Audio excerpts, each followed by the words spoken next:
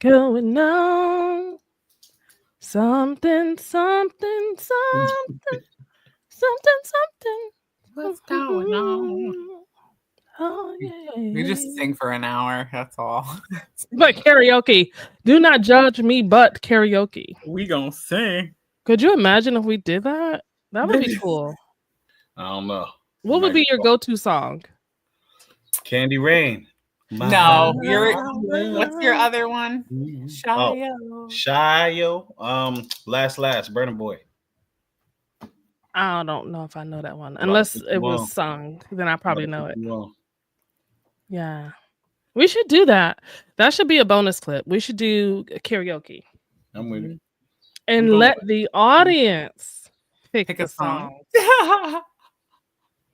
I like that. Do you guys like that out there? Hey, DJ. Hi, DJ. What's up, DJ? Oh, she driving. Go, DJ. And that's my DJ. Go, DJ. And that's my DJ. Yeah, I think we should do that. That's a really good idea. Let the audience pick the songs, and we do. I hate karaoke. If I could be 100% honest with you guys, because I do not like to intentionally embarrass myself. Yeah, I like to do it by accident. Like it's a surprise to me and them. Like, oh, okay. Let's see. Valentine, go sit down. Go sit down. You're doing the most. Not the dog. Already, like we ain't even 2 minutes into it, and hey y'all, I know y'all like everybody. They ain't did no intro. They just over there talking. Like y'all just stumbled into the conversation. Sorry, it's random banter. Makes for good content. Yeah. So we're gonna plan karaoke. Oh, and I think it'll be cool if we invite the audience up too. Like if you guys want to come up and sing with us and do karaoke, have at it. We're gonna Don't Judge Me, but karaoke, where the audience is going to actually pick the songs. We gotta call it Don't Judge Me, but I Got Talent. Yeah. There you go. Okay, I'm making notes. But I got talent. There's a lot of dots before that I got talent part. Got talent. All right. So you guys be on the lookout for that. Make sure you guys follow us on Instagram. We all will share our Instagrams at the end of the episode. And yeah, pitch your ideas, pitch your songs that you want to be on the playlist.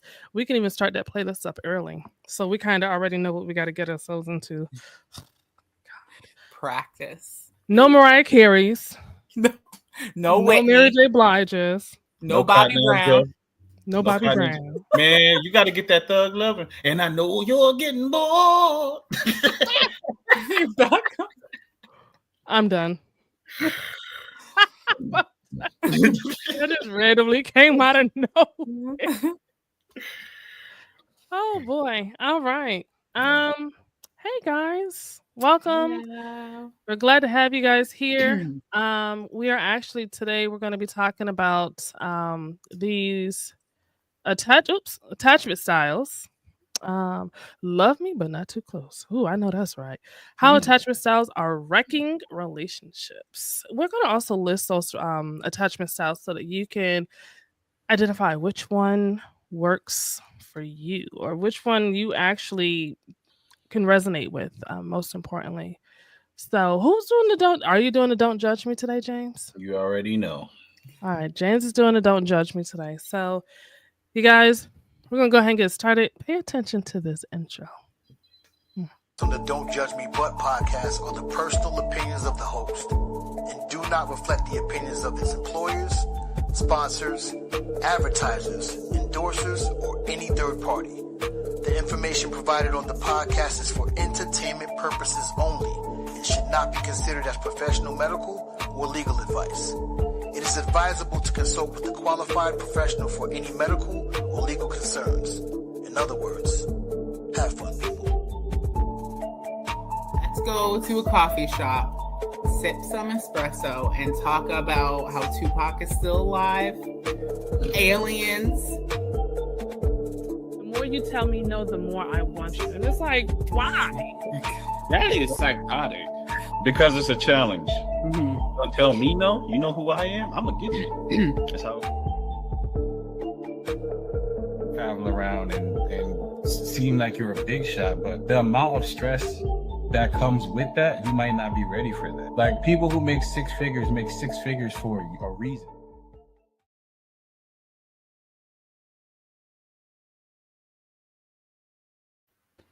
Shout out to the new intro. Yes. Round of applause.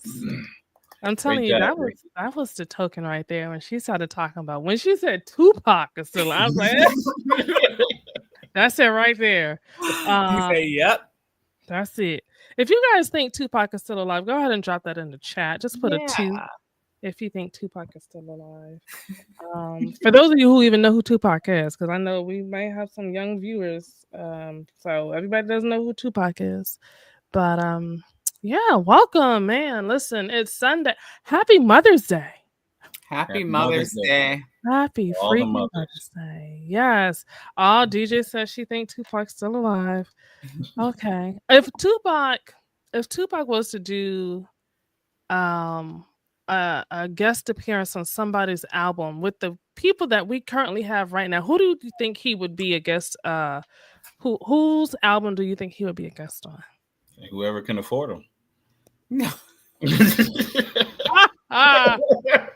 be like $2 million for 5 minutes. You know what I'm saying? Yeah. That's like having Jesus on your album. Like, bro, you can't afford that. You ain't got enough money. Oh boy. Okay. How's your week, man? What's good? You want me to do the Don't Judge Me first? You want to get into that? And You want to do that? You want to be judged early. All right, let's go into it. What's the Don't Judge Me for today, sir? What's going on, everybody? I know a lot of you can agree with this. Don't judge me, but when the car breaks down, I don't want to get it fixed. I just want to go get a new car and not deal with that drama. Don't judge me. It's just how I feel. It's annoying. Yeah. Like, what do you $700, mean? $800, $1,000 randomly, $300 here. You need tires, the brakes is. Look, man, take this $650. I'm gonna put this a down payment on this car and get these payments with the warranty. Yeah. And don't be a woman and try to go get your car fixed. I mean, they be telling me anything. Here, it's $15 for premium air in your tire. Okay, take my note. Girl, like, what are they pumping there? It's like premium air. They be doing anything. I call him and I'm like, I can't do it. They told me this, and this, and then he goes and it's like $300 cheaper. Watch out, ladies, because they be scheming. Yeah. And then why do they always gotta throw gap insurance on something? What is that gap? Like, Because sometimes things don't even be filling in. That's not covered. You got right. You're like, well, then what does the gap cover? You got to read the policy. Ain't nobody reading no policy. That's why they got you for the gap insurance. You got to read. Ain't nobody got time for that. Like, You got to break it down. You got to know what you're signing up for. And then on top of that, it's like you still don't understand it. Even if you read, they just need, you remember that Saturday Night Live skit, and they had Obama and they had his translator. You need a translator to translate the policies and the paperwork you sign, and like just keep it 100 with me. Tell me what I'm getting myself into. Please. Facts. Because this extra $1,500 for this gap insurance, I might never need it. Right. Yeah. And then when you don't have it, you're gonna need it. Side note, we pay all this money for health insurance and car insurance. Yeah. If we don't use it, I feel we should get some of that money back at the end of the year, like a refund. I'm not mad at you.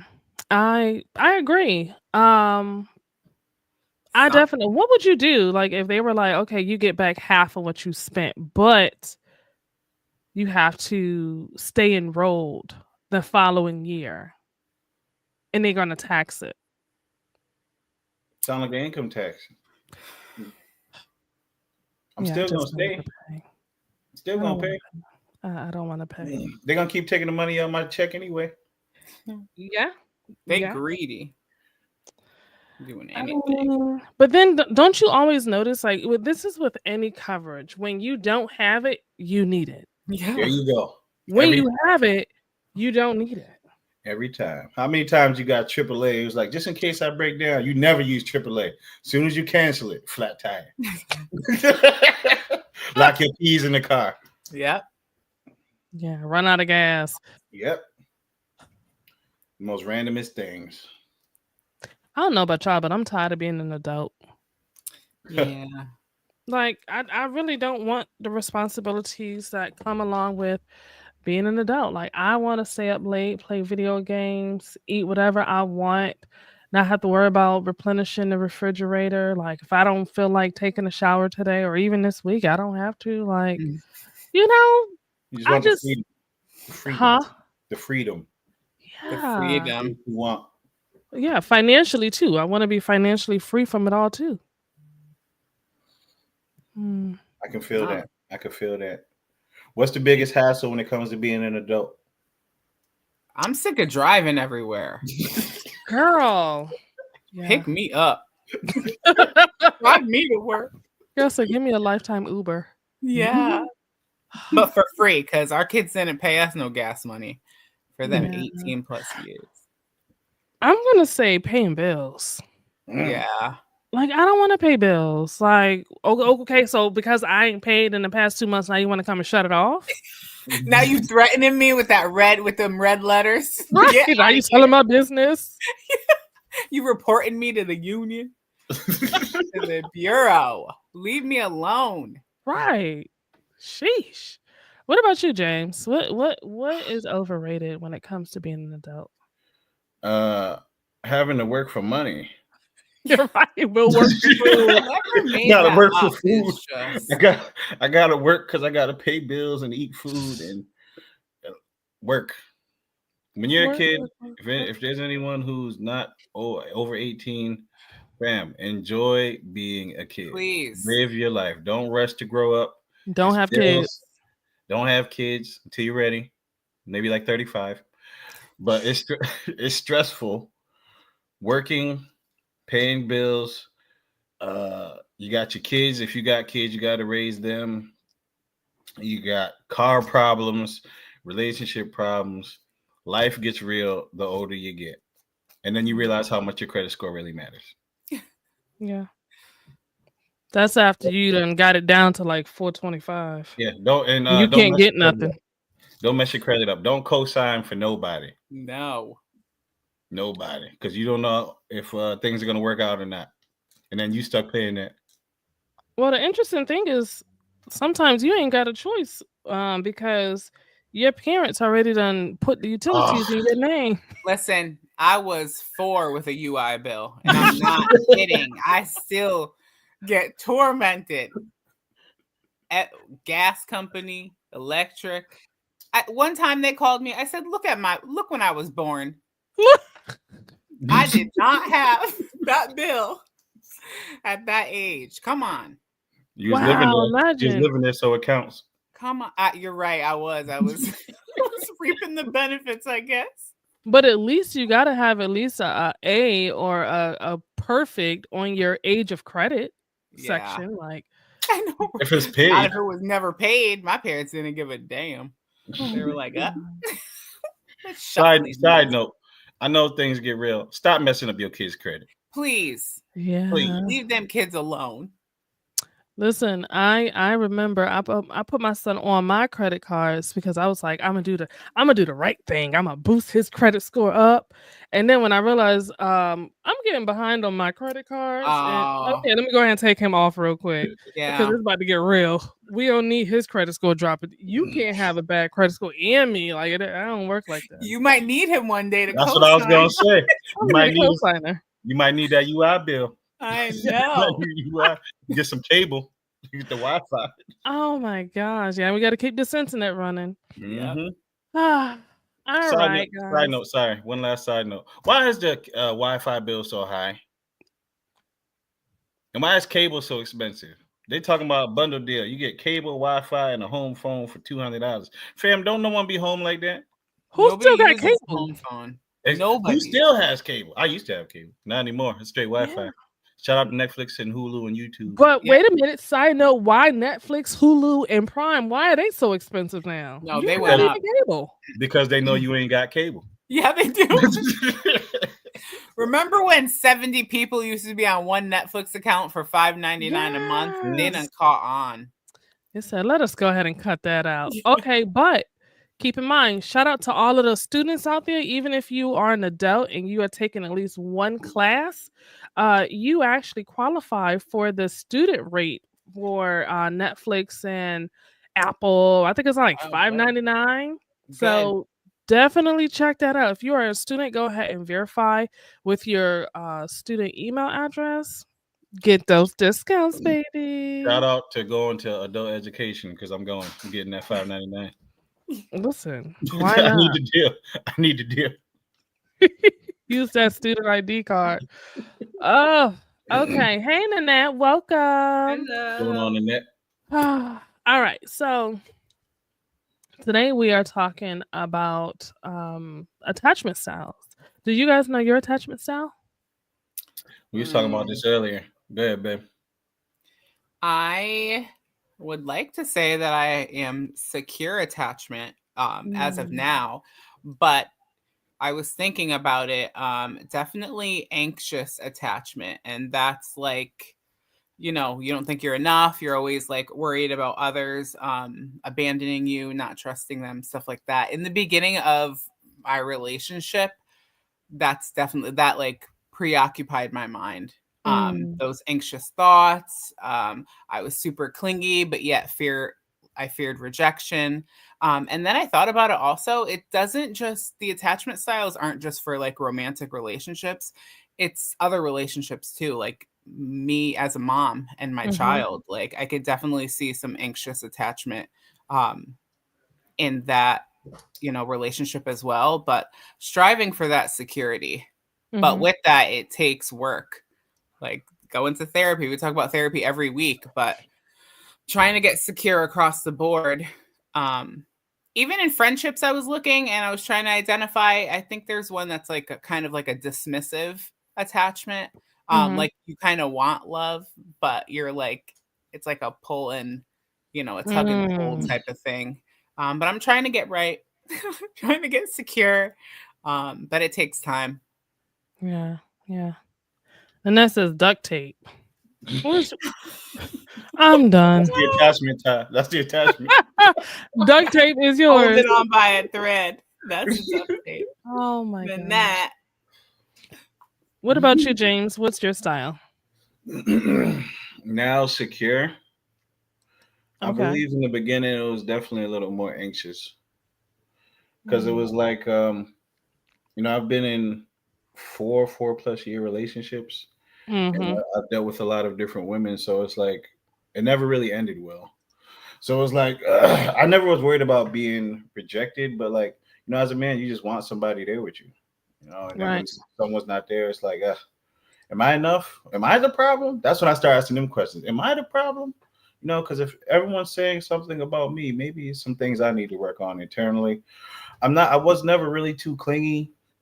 I never really over text, but jealousy used to be big for me. Like, why are you over there talking to that guy? He's fixing the tire. I don't care who that is. No, I'm just joking. Yeah,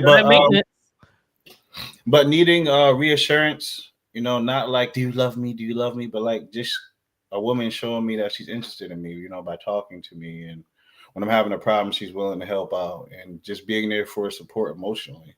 I used to be a little anxious. And then when we split up, or like if we was dating, if I was dating a woman, I'd be worried about, who she would be texting, who she'd be talking to, because you watch all them social media videos and you watch all the stuff on YouTube and you see people sliding in DMs, people going on secret dates and all that. That's why it's not good to also sit back and watch those videos, because it puts a whole bunch of stuff in your mind.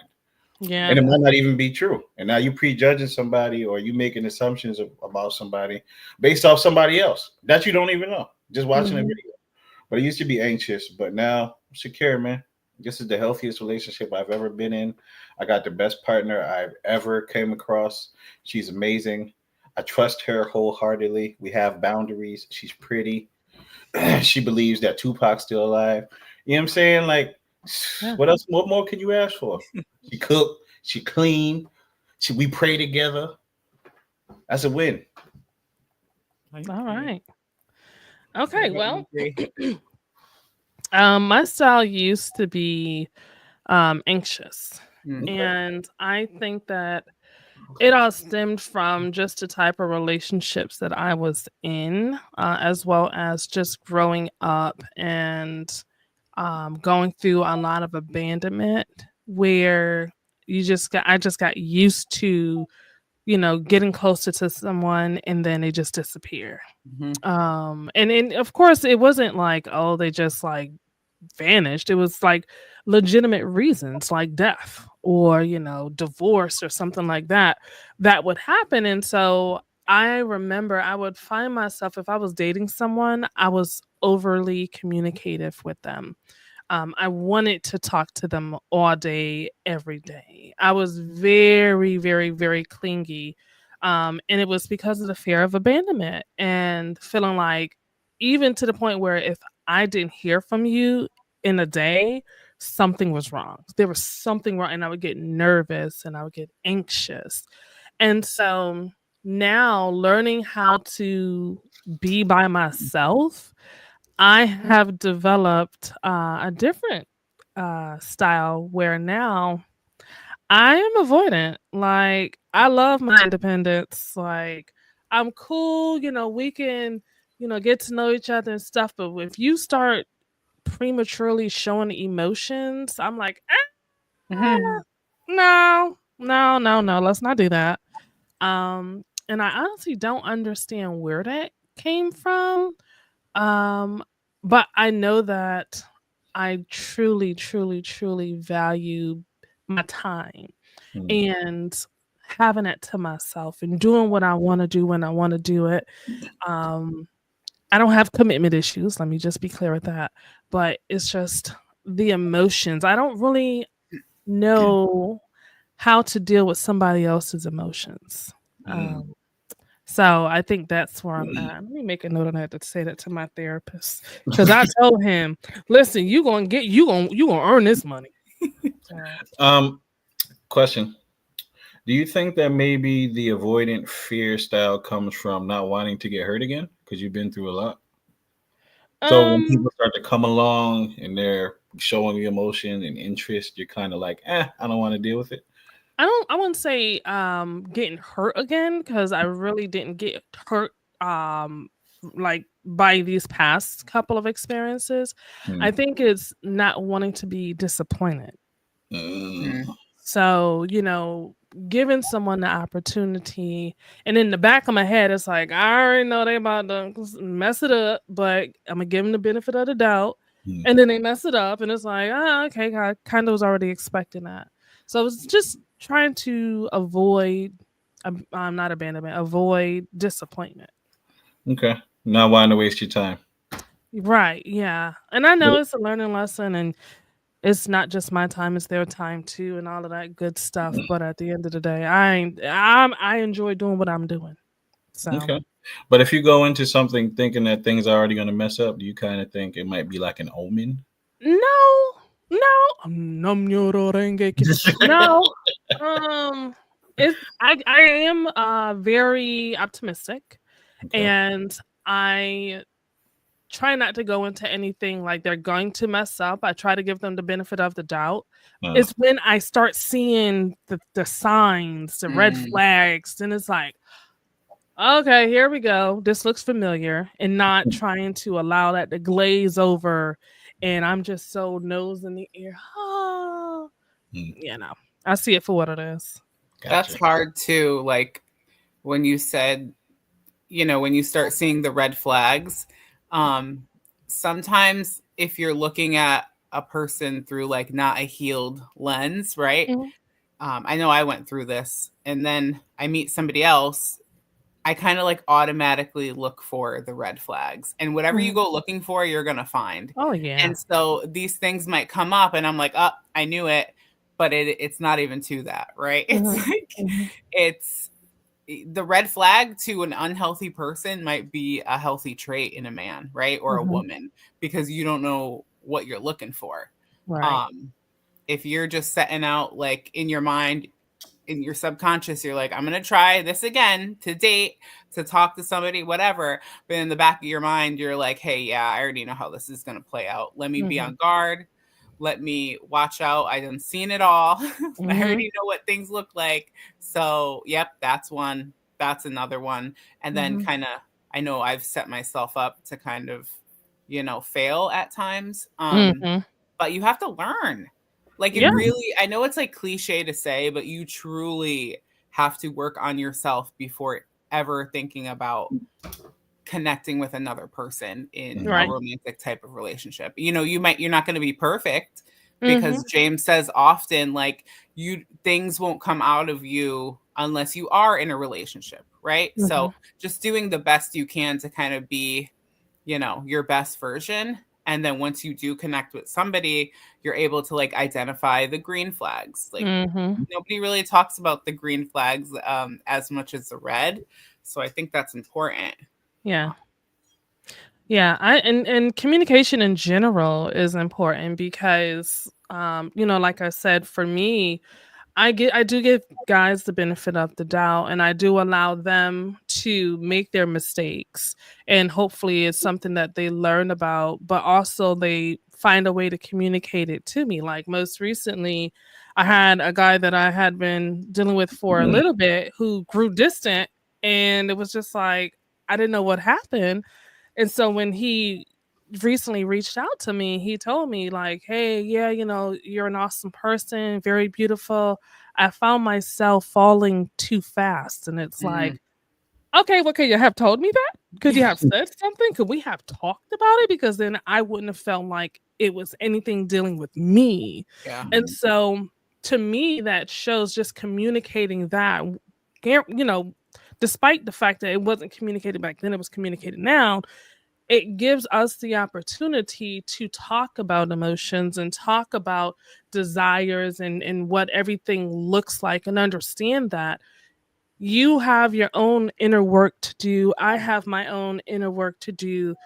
But if we're comfortable, or we at least get ourselves to the point where we're comfortable enough to talk about it, that's a win. So you got to make people comfortable. You got to create those safe spaces.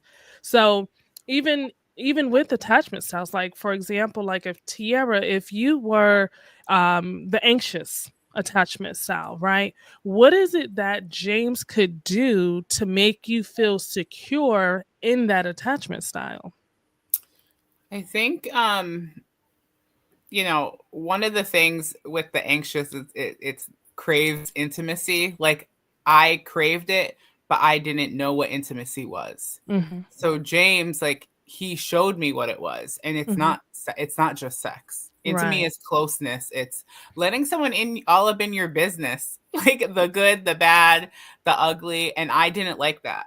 Like I was good at kind of like staying back, right? When things started to get serious, I was like, I'm out of here, just to avoid that. But that's not healthy, right? And so James does a good job of like being all up in my business, but like being there for me. He's not here to judge me or to tell me what to do, like in a way that would hurt me, but he's there to like help me build.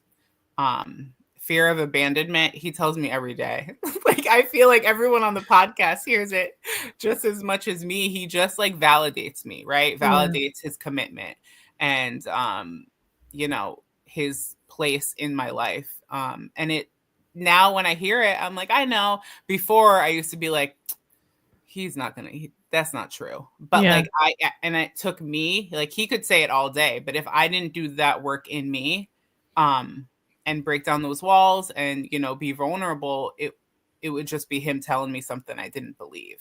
So it's kind of like that partnership, one person kind of has to stick with you through your growth or it's not going to work. And I was always overthinking. Always. I remember I would, at one time, I'm not going to go too much into it. One time I found a written note, and all it said on there was butt cheeks. And it was like folded. And I said, oh no, that's it. I'm done. I'm out of here. Screw you. And it turned out to be like a little note for his doctor to kind of like write down the effects he was having from his surgery. I don't know if that made it any better. No, but it was like, it was explaining what he was going through to like bring to the doctor. But all I saw in that folded piece of paper just triggered me. And it was like an unhealthy me. It was like a relief. And I was like, I got a way out. I could go. I don't have to try anymore. I don't have to like be vulnerable. Like I can go back to how I was. But thank God I did not, right? Because I would miss out on our relationship. But it's like little things like that. Overthinking is so bad because you're gonna come up with the reason, with the thought and reason that you want, and it is not good sometimes. Not even a little bit. It's like everything intensifies it, right? You start like seeing things on social media. Big Brother's listening, and social media will literally feed you whatever. It'll be like, is your partner cheating? Download this app to screen their calls. And you're like, what? Download this dating app. Find a new faithful man. You're like, I ain't never heard of this. Never heard of this app. Or you get the five steps to know if your partner's cheating on you. 1, if they look at you in a certain way. 2, if they stop helping out around the house. 3, do you lack intimacy? They start hitting on all the main points. Do they avoid picking up your calls, but every time you see them, they have their phone on them? Yeah. Oof. That's making me start thinking. Did they get home 3 minutes late from the average time they get home? That's real. That's real. It's called traffic. It's called I had to get gas. For your car. For the car. That's hard to go through, you know. It's easy to joke about now, but like in it, like that is torment for somebody. It was real back then. And the messed up thing was I was asleep when she came and hit me. She was like, hey, what's this about butt cheeks? I was like, what? My back hurt. I just had back surgery. I just had back surgery. Nerve pain. And you just hit me in the back. No, I would never. And she was like, oh, okay. Yeah. That's the crazy thing. Like when you just knowing your mind, knowing your head, you've seen all the signs, like I know they're doing something. And then it ends up not being that, but the complete opposite. And you're like, damn, I'm sorry. And now it's like, but now you got to explain, why were you going through their stuff? Like, what did I ever do for you not to trust me? And you're saying, so yeah, you got a point. Yeah. Now, what it is it takes time to learn to trust somebody. And with everything we done been through in life, like you kind of don't want to fall for the same thing. So people tend to snoop. They go through the text messages, they go through your medicine cabinets, they go through everything they can to try and see if you are who you say you are. Whether it's right or wrong depends on who's asking or answering the question. But people just want to know what they're getting themselves into because they don't want to waste time on somebody who's not serious. Yeah. Because the older you get, the less time you have for games. Listen. You know what I'm saying? Retirement coming up. That's Social Security kicking in. Don't try and get my Social Security. Well, wait a minute. How did we get there that fast? I'm just saying. It just goes. Sheesh. We just got to fast track it sometimes. You got to think ahead. One foot on the banana peel. There you go. Okay. All right. Well, what we're going to do is we're going to take a quick commercial break, you guys. When we return, we will continue this conversation on how attachment styles are wrecking relationships. If you haven't done so already, go ahead and hit that subscribe button. Make sure you follow us on social media and come back and jump in the conversation. Hey, it's your girl, Simplee Bree. And yes, I am a content creator. I create materials in order to start healthy conversations in the community because if we want to start seeing better, then we must start doing better. I also assist with podcast consultations, so reach out to me if you are interested in getting yours started. www.IamSimpleeBree.com. That's SimpleeBree. I look forward to helping you get your podcast off the ground and out into the forefront. Have you lost your job? Been incarcerated? Sustained a life-changing injury? Or just needed help getting your life on track? Hi, I'm James Sweat, life coach, author, motivational speaker. I've overcome all these things, and guess what? So can you. I'm committed to helping you prepare your mind for any challenge and believe you can accomplish anything. God bless. Keep going. All right, we are back. Shout out to Mental Ambition Law Firm. Yes, Mental Ambition Law Firm LLC. You gotta sound like one of them long church names. If you guys missed the show earlier, we were talking about we're gonna be hosting a Don't Judge Me, but I Got Talent showcase. Okay, now we're gonna put these details inside of our social media on Instagram, TikTok, and YouTube and Facebook. So if you want to join us for this karaoke, I was going to say karaoke conversation. I think that'll be good. Karaoke conversation. If you want to join us, definitely let us know. And the twist to it is that the audience will be responsible for selecting the songs. So this is going to be a great time. Just unwind and just kick it with us. Now, on to the more important stuff. Attachment styles. The interesting thing is I wonder at what point did they label attachment styles attachment styles? Like, what were they calling it beforehand? Like, oh, you just clingy? Like, what were they calling it? Toxicity. Oh, okay. People out here toxic. Yeah, I can see that. People say it all the time. You're toxic, but no one really breaks it down. The type of way that you receive love, like with love languages, and then your attachment styles. Mm-hmm. I think that's what breaks down. Have either? Huh? I didn't even know about attachment styles until I got into this relationship, and I would separate from my partner and I would be at home going through it. Like I felt like I was going through war, which I probably was, but I was anxious. I was fidgety. My thoughts were, racing. And I was like, what is this? And I go to Google. Okay. And I was like, why am I anxious when separated from my partner? And it was all laid out. And I said, oh, like, I didn't know. I didn't realize what that is. So now knowledge is good, right? So sometimes labels are good because you can kind of like figure it out from there. Because if it didn't have a label, sometimes you don't know how to, problem solve those issues. Yep. Right. If you don't know what the problem is, you can't fix it. Yeah. Right. Question for you guys. Can you recall a time when you sabotaged a connection out of fear? Out of fear, no. Out of fear. Not out of fear. Well, why did you okay, out of what then? Out of long time ago. Start off there. I had multiple women, and people who haven't dealt with multiple people at the same time, it's a lot. Phone calls, you got to worry about the text messages popping up, just a whole bunch of random stuff. But once I figured out who I really wanted to be with, it wasn't hard. I had to figure out who I wanted to be with, and then I would sabotage the relationship so that way and just let it go. Whether I get caught with text messages or just doing something I shouldn't be doing, and be like, and to give them a reason to leave me.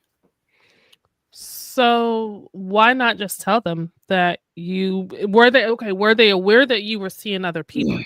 Some were, some weren't. Okay, so the ones that were aware that you were seeing other people, why wasn't it something where you could just tell them, hey, there's someone else that I like more? Well, that's the thing about growing up. You learn how to handle situations differently. Yeah. Right? When you're younger, sneak around, you want to keep things on the low, on the hush hush, and you think you're running game, but real game is being able to tell somebody the truth and let them make their own decision. Mm. So the interesting thing about that is that you would think once you grow up, and you're more upfront and honest, people will respect that. But in actuality, they Yeah. can't. Like, you try to tell a woman in these days that you're seeing other women and that you like one of them more than you like her, and it's a done deal. Like, women, I feel, and this is just my opinion, I don't feel like women can handle being told that there's competition. Just like I don't feel like men, regardless of how macho and hard and capable of tolerating it, they may come off, with knowing or hearing or thinking that there's other men, but the moment a woman tells you, nah, they can't handle that. Well, I think most people just want someone to be just theirs. And when Yeah. there's competition or someone else is in the picture, it's kind of like, I use just like everybody else. I knew it. I knew it. But when you're dating, that's why it's hard to date now. Because if you tell somebody you're dating and they're like, oh, so how many people are you talking to? Who's secretly coming over in them late night hours? They start asking all them questions and your mind starts to wander. And then people don't want to deal with that. They want someone who's not dealing with anybody and willing to focus on one person. Yeah. And they automatically assume that you're sleeping with all of them too. Yeah. Like it's just one big choo-choo train, like, I don't know. It's weird. And I feel like a lot of the times those responses that are projected are due to their own insecurities. Whoa, what happened to my lighting? I feel like it's due to their own insecurities and what they're incapable of handling.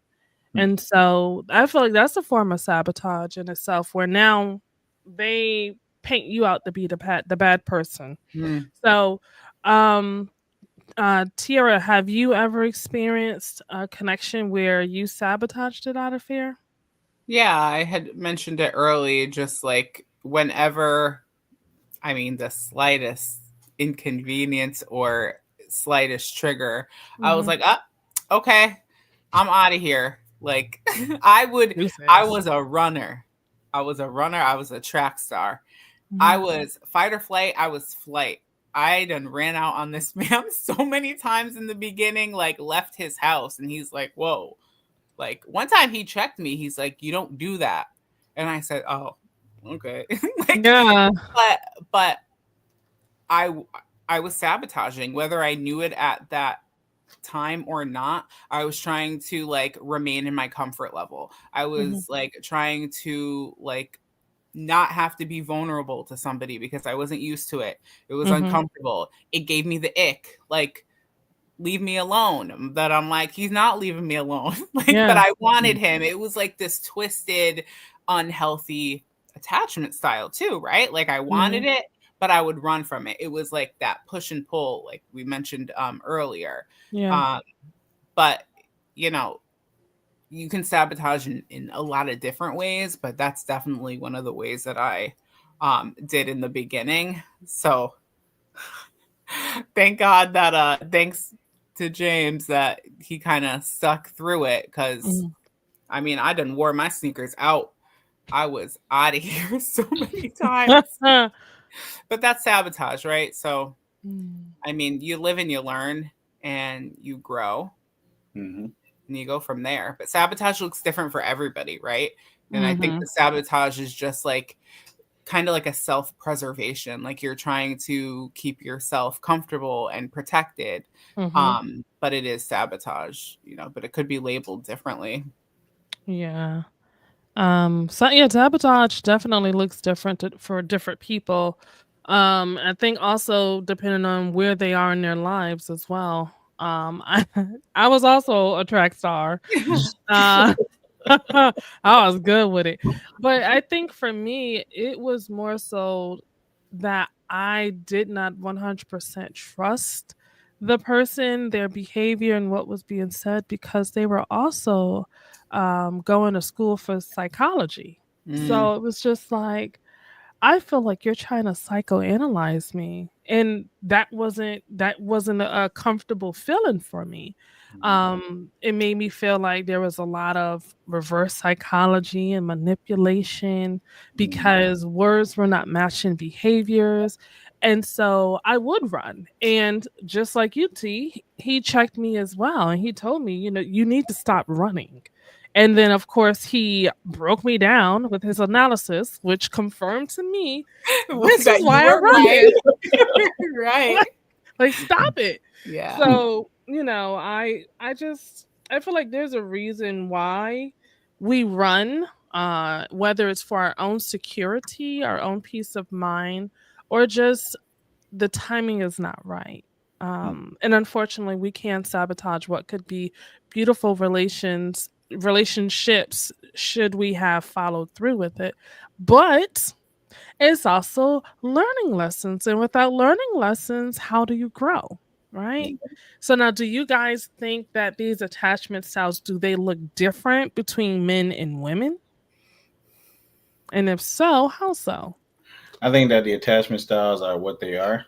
And everybody's different. Everyone will have different points. Like if somebody has anxious attachment style, right? They might have a fear of abandonment, but not a fear of rejection. Like you can pick and choose what works for you and what doesn't. So I don't think it depends on men and women. I just think it depends on the person. Okay. What do you think, T? I think just like in like showing emotions or fear in men and women, it can manifest in different ways. Mm-hmm. So if a man is fearful of rejection, he might try to intimidate you. He might try to, purposely act out in ways to kind of make you not want to leave. I don't know if that like it's toxic, but with a woman, fear of rejection, we might like overcompensate. Right.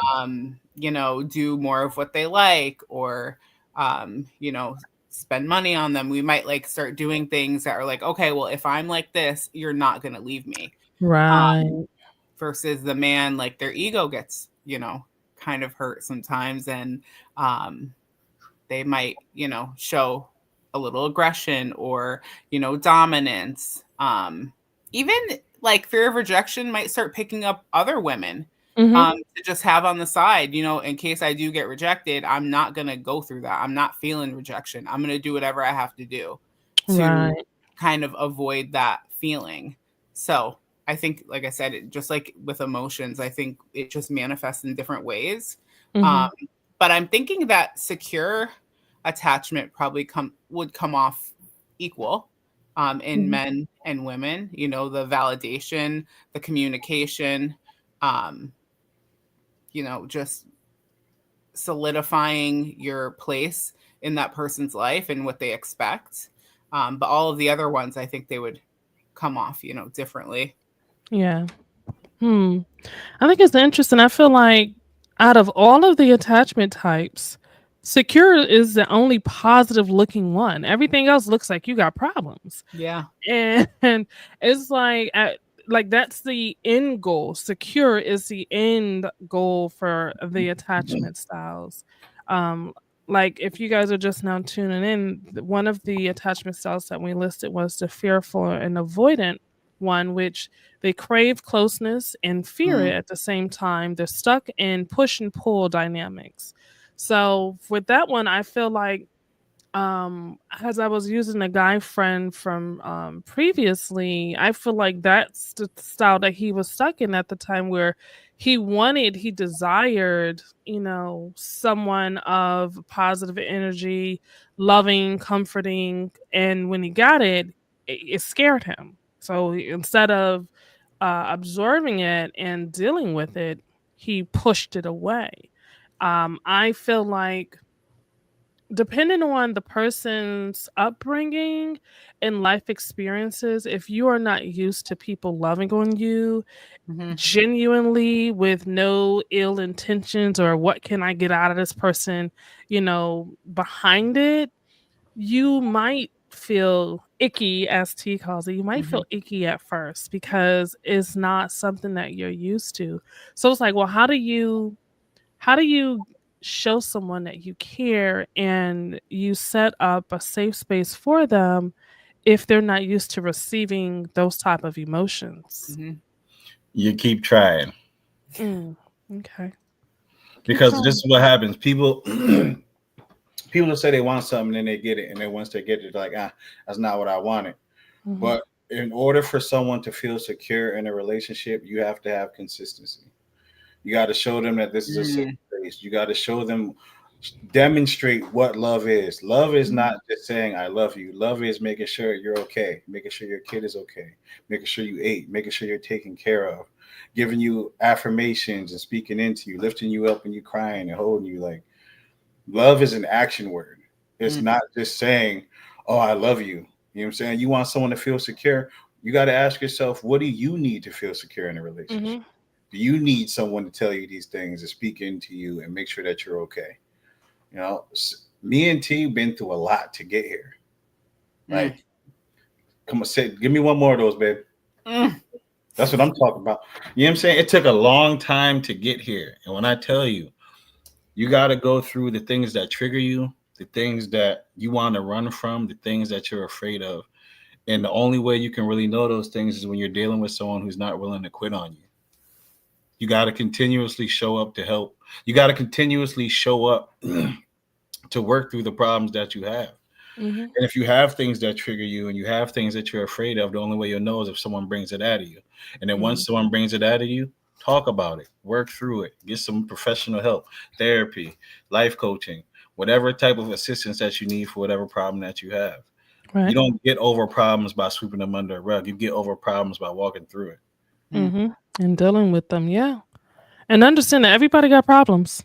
Everybody. You're not the only person. Life coaches got problems. Psychologists got problems. Therapists got problems. That's why sometimes, I'm not going to say sometimes, that's why usually a therapist has a therapist. Yeah. Because, they deal with this day in, day out, but they also have their own problems. I tried to be a therapist to my therapist this weekend. I said, so now that we got that out of the way, how are you feeling? How are things with you? I think we've all three of us have done that. That's so funny. I mean, mine appreciates when I do it. Yeah. At this point, she'll sometimes, I mean, it might sound like unethical or unprofessional, but she'll just start off with a story about what's going on with her. And I'm there for it. But that's how I learn, though. I learn, like, I like to engage. I like to hear experiences and kind of like be, encouraging to others. So shout out to you, Bree, for holding that therapist down. Yes. Listen, I was like, I got you. Because I'm going to dump all this on you. You're making sure he gets his out of the way because you coming in with some stuff. Yeah, but I mean, just understanding that no one is perfect. We all have to work on ourselves. Whether you are single, whether you are in a relationship, whether you're dating, whether you're married, you still have to work on you. Yeah. It's just that when you get into a relationship, you got to work on you, and you got to work on your partner, then you got to work on the both of y'all together. That's hard. Right? That's just, it comes with the territory. But at least at the end of the day, you want to make sure that the foundation is good. And that's you. You're the foundation. So I feel like we should just break out into singing right now. Like you feeling good this Mother's Day, huh? Listen, oh man, I didn't even drink or anything. I got water, like I've been cutting back on drinking. I don't even drink. I got like 6 bottles of vodka in my trunk right now that I bought. But I bought it because I had a friend who was selling them, closing a business. So she's selling it. I was like, okay, sure, why not? When I have company, you got something to drink. But I don't know. Alcohol don't do nothing good to me. Make me feel all depressed and down. And I was having a conversation about drinking with somebody this weekend about how it's used to kind of escape attachment, right? And to escape from your problems, escape from, your thoughts, but it doesn't make it any better. Nope. It literally is so, like, that's a toxic relationship. With alcohol, with the drugs, is like, okay, you make me feel good, but only if I see you more and more and more. Like, exactly. you only I have make to me keep feel seeing you. good for an hour or two. Yeah. And then after that, you're out of here. And then you leave me alone with all the issues, plus a hangover, plus damage to my body. Yeah. That's toxic. And then Yeah. if you don't correct the reason why you're drinking, it's going to pile on and on. Things are going to happen. Something happened at work. Oh, I need a drink. Something's wrong with your kid. I need 2 drinks. Like, then the car got to be fixed. Yeah, the car got to be fixed. Let me bring the car in, but let me take that pack of vodka out the trunk. But it's like, that's bad. Like, yeah, attachment to things that you use to cope that are outside of like God and therapist and, you know, healthy communication. It's not good, y'all. You got to find a good outlet, a healthy outlet. I will even add on to say, sometimes those vacations, you might think that they're helping you with the problem, but in reality, they're really not. You're just spending money to get away from your problem for a short period of time to come back to even bigger problems. That problem is still waiting for you when you get home. It's just random side note. You ever go on a trip, right? And when you on the plane and you take off, you feel so relaxed and you chill. You're like, yeah, I'm getting away for a little bit. But then as soon as that plane come back in and you land, all that anxiousness just comes right back into you. You start thinking about what you got to do at home. Yeah. It's real. It's real. And now you just end up by what, $1,000 to add on to that? Yeah, depending on how much you spend for that flight and the stuff you did down there. Yeah. So, you just gotta deal with the problems. Deal with the problems and then reward yourself with a vacation or a trip. Yeah, timing is everything. Yeah. Yeah. So speaking of timing, what we'll do is we'll go ahead and get ready to wrap things up. Please make sure that you guys are liking, commenting, and sharing this episode with your friends and loved ones, those who you feel could use the words of encouragement, because, everybody deals with their attachment styles differently. And I think this episode helps you realize that you're not alone. You are not alone. Add that one to the karaoke. We got to do a trio. And we're going be background dancers. Yeah. All right. So I guess I'll start and then we'll have T close out the show today. So what's going on, y'all? It is your girl, Simplee Bree, and I am super excited to be here with you all for another great Sunday. Happy Mother's Day to all the moms out there. Bonus moms, moms of angels, expecting moms. Thank you all for what you do. You can find me on social media. My Instagram is _SIMPLEEBREE_. I am also on Substack, same spelling, Simplee Bree. And you can also check out my website. Now, I'm going to let y'all in on a little something on the website. When you go on the website, right near the top, you should see where it says access the Reset Series workbook. This month on the She Said What podcast, the theme is reset. Reset your mind, reset your emotions, reset your spirituality to repair and heal anything that you may have gone through in the past. So I do have a companion workbook called the Reset Series workbook that you can follow along each Friday when a new episode drops. And you will see these workbooks every month. I have one for everything. Next month, we're talking about dating. So with that one, I put together a nice little playlist for you guys. It is free. Free. So make sure you head on over to IamSimplyBree.com and download that workbook. Also follow me on Spotify, She Said What podcast. I am looking to grow my followership. I am focused, yes, on the message, but without the numbers, I can't get the message out there. So I need your help with that. Yeah, I'm just excited about 2025. It is almost June. And Don't Judge Me But podcast. We got so many things in store for you guys. So Once again, it's the girl Simplee Bree, and now I am turning it over to the guy himself, Mr. James Sweats. What's going on, everybody? It's your boy James, owner of Mental Ambition, author of Mental Ambition, The Guide to Upgrading Your Life, and Mental Ambition, The Guide to a Better Relationship. Social media, TikTok right there, at mental_ambition 2.0. 75,000 followers, 2.3 million likes, 80 million views.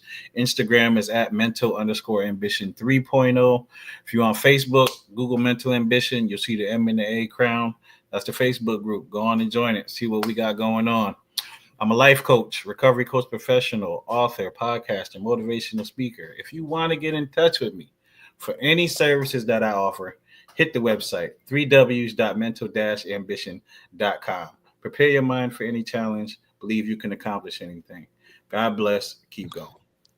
Thank you to everyone who supports the Don't Judge Me But podcast. Thank you for everyone who likes, comments, and shares. Happy Mother's Day to every mother out there. Yes. And closing us out tonight, we got the one and only Tierra. Hey, friends. Yet again, I am so happy to be here this week. I really look forward to this time with you all. Shout out to my two co-hosts, Bree and James, for doing their thing and progressing with their business. I promise mine's coming along, okay? After I plan this wedding and it's over in September and I come back from Vegas with my winnings, I'm going to invest all that and get on their level. But I am the owner of Heal, Empower, Repeat. I'm a life and healing coach. That's my passion. I love to walk with people, do life with them through your healing journey. You can hit me up on Instagram at therealt.ierra, or you can shoot me an email at healempowerrepeatllc@gmail.com. Please subscribe, like, share this with your friends and family. Definitely we drop gems each week. And thank you to our dedicated viewers every week. We do not take you guys for granted. So we'll see you next week. Yes. And don't forget, you guys, hit up the social media. Let us know if you want to join us on this karaoke journey. And don't forget also, you'll be the ones picking the song. So we look forward to that. We'll post more information about that very soon. So, all right, I guess we're done now. So, you guys have a great weekend, a safe weekend, and we'll catch you around next week. Bye. See ya.